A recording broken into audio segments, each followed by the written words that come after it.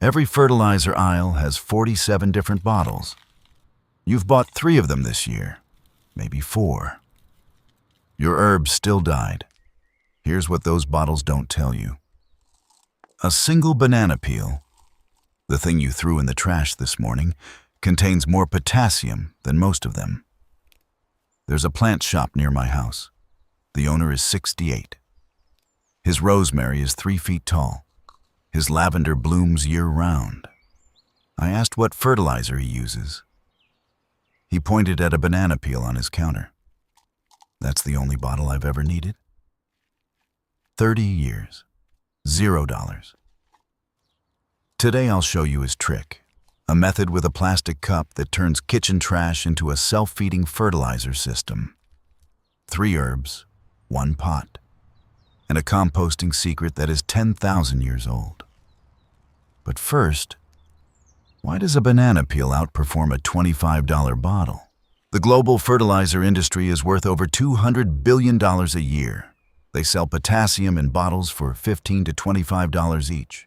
Walk into any garden store, you'll see walls of bottles with names you can't pronounce. NPK this. Slow release that. 50 shades of liquid concentrate. All of it. Designed so you keep coming back. Keep buying bottles. But the science? Simple. A banana peel can contain up to 42% potassium by dry weight, depending on the variety and ripeness. Plus phosphorus, plus calcium, plus magnesium. But here's what nobody tells you. It's not just what's inside the peel. It's how it gets to the roots.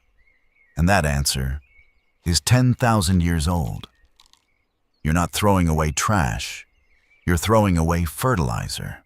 The archive opens in the highlands of Papua New Guinea, 10,000 years ago. The first farmers on Earth are cultivating a plant, Musa acuminata, the wild banana. They don't have laboratories, they don't have soil test kits, but they know something. When you bury the skin of this fruit near the roots of other plants, those plants grow stronger. They didn't know the chemistry, but they knew the result. As the peel breaks down, it doesn't flood the soil all at once. It releases minerals slowly, over weeks, directly into the root zone. The same principle those expensive bottles advertise. Except the banana peel does it naturally, and it costs nothing. From Papua New Guinea, the banana traveled the ancient trade routes. To India, where Sanskrit texts mention it as the fruit of wise men. To East Africa, where Swahili farmers composted every part of the plant, leaves, stalks, peels, returning it all to the soil. To the Caribbean, where plantation workers fed the earth with peels long before anyone sold fertilizer in a bottle. Every civilization that grew bananas used the peel to feed the earth.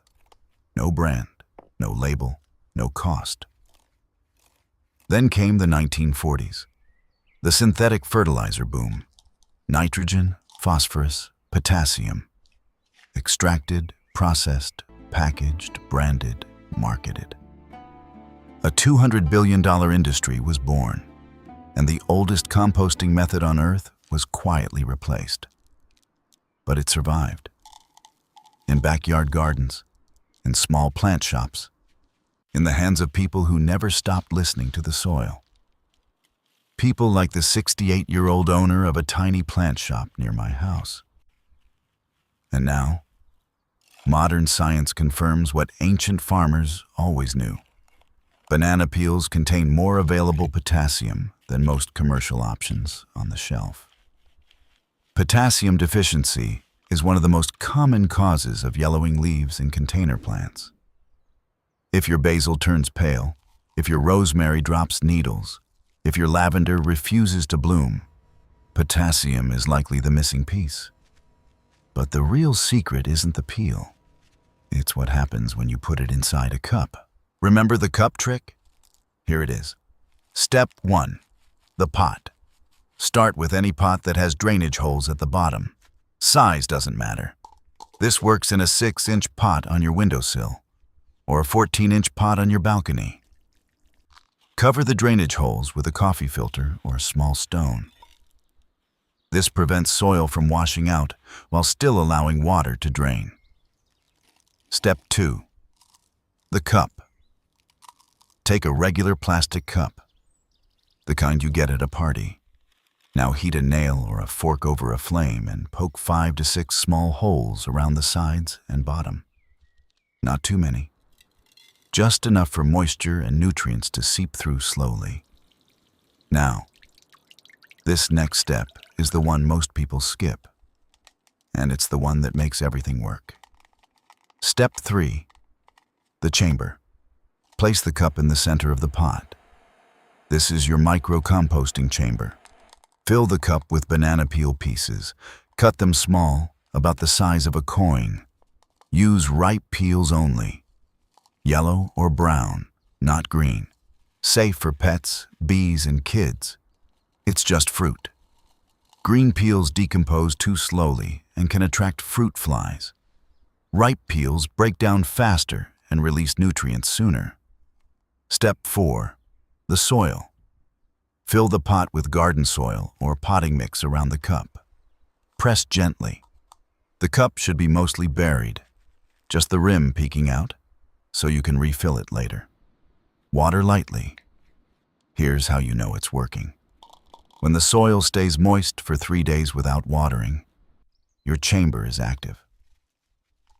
The first time I tried this, I made the cup too full. 2 weeks later, fruit flies everywhere. The plant shop owner just shook his head. "Half full," he said. "Nature doesn't need you to be generous, just consistent." So, 3 mistakes that kill this system. Mistake 1, too many peels. The cup should be half full, not stuffed. Overfilling traps moisture and causes rot instead of composting. Mistake 2, green peels. Unripe peels decompose too slowly and attract pests. Always use ripe, yellow or spotted brown. Mistake 3, no drainage holes in the pot. Without drainage, water pools at the bottom. Roots drown. The whole system fails.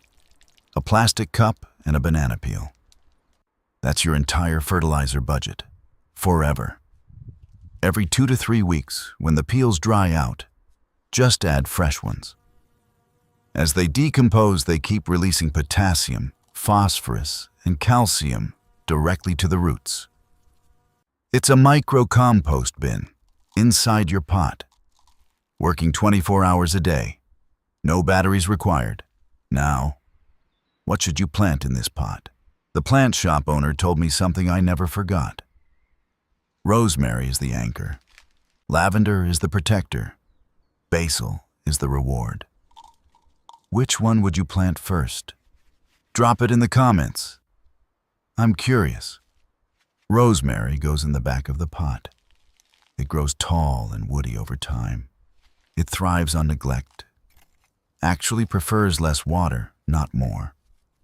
It loves potassium, which your banana peel chamber delivers constantly. And it survives year after year. Zone 7 and above outdoors. Any zone indoors near a sunny window. Once rosemary establishes in this system, you may never need to replace it. Lavender goes to the side. It's not just beautiful, it's functional. Lavender naturally repels aphids, moths, and mosquitoes. It needs good drainage, which the cup system provides perfectly. Give it partial sun, 4 to 6 hours, and it will reward you with blooms and fragrance for months. Basil goes in the front. It's the fastest grower of the 3. You'll be harvesting leaves in 3 to 4 weeks. Pinch the top regularly to encourage bushy lateral growth. Don't let it flower. Once basil flowers, the leaves turn bitter. This is your reward plant, the one you'll use in the kitchen first. 3 herbs, 1 pot. fed by a banana peel. But there's one mistake that kills 90% of container herb gardens. The #1 killer of container herbs is overwatering. The cup system keeps soil moist longer than you think. That's the whole point. Slow release moisture from decomposing peels. So you need to water less than your instincts tell you. Rule of thumb: stick your finger 1 inch into the soil. If it's still damp, don't water. Wait another day. If in doubt, don't water. The second mistake: full sun all day. Direct sunlight for 8+ hours will scorch your herbs. Partial shade is the sweet spot, 4 to 6 hours of light. Morning sun, afternoon shade. If you're growing indoors, a window that gets bright indirect light works perfectly. And one honest note: banana peel fertilizer works beautifully for herbs and light feeders. Rosemary, lavender, basil, mint, thyme, oregano. All of them thrive on this system. But it may not replace commercial fertilizer for heavy feeders like tomatoes or peppers. Those plants need more nitrogen than banana peels provide. This is a tool, not a miracle. But for your herb garden, more than enough. 6 weeks from now, you walk to your balcony. You pinch fresh rosemary into your soup. You clip lavender for your nightstand. You tear basil leaves over pasta. You didn't buy it. You didn't spray it. You didn't ask permission. You grew it with a banana peel and a plastic cup. That's not just gardening. That's independence. 10,000 years of knowledge, almost forgotten. Quietly replaced by an industry that profits when you stay confused. Every peel you save is a fertilizer bottle you'll never need to buy. Now it's your turn to share this with someone who needs it. If knowledge like this is worth saving, you know what button to press. Comment below. What herb do you want to grow first? I read every single comment, and your answer might become the next video. Your garden is waiting. But if you want to know the 3 herbs that actually repel every pest in your apartment without a single spray, that video is right here.